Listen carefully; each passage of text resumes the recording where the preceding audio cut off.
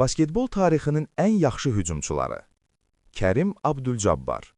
Kərim Abdul-Cabbar 1969-cu ildən 1989-cu ilə qədər Milwaukee Bucks və Los Angeles Lakers komandalarında çıxış edib.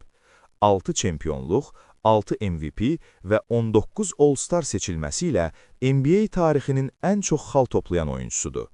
Onun Skyhook texnikası bütün dövrlərin simvolik hücumudur. Michael Jordan. Michael Jordan 1984-cü ildən 2003-cü ilə qədər Chicago Bulls və Washington Wizards komandalarında çıxış edib. Oyun meydançasında clutch anların kralı idi. Jordan'ın hücum bacarığı, 6 NBA çempionluğu, 5 MVP, 14 dəfə All-Star seçilməsi ilə tarix yazdı. Onun rəqibləri ona qarşı oynayanda daim ehtiyatlı olublar, çünki o, oyunu tək başına dəyişə bilirdi. Kobe Bryant. Kobe Bryant 1996-cı ildən 2016-cı ilə qədər Los Angeles Lakers komandasında çıxış edib. O, Black Mamba mentaliteti ilə tanınırdı. 5 çempionluq, 2 MVP-si və 18 dəfə All-Star'da iştirak onun imzasıdır. Hər hücumda təhlükəli, hər an oyunu dəyişməyə qadir hücumçu idi. LeBron James.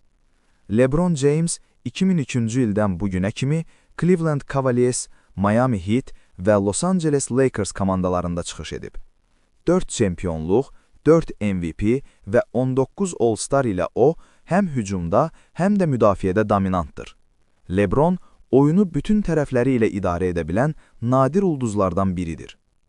Kevin Durant.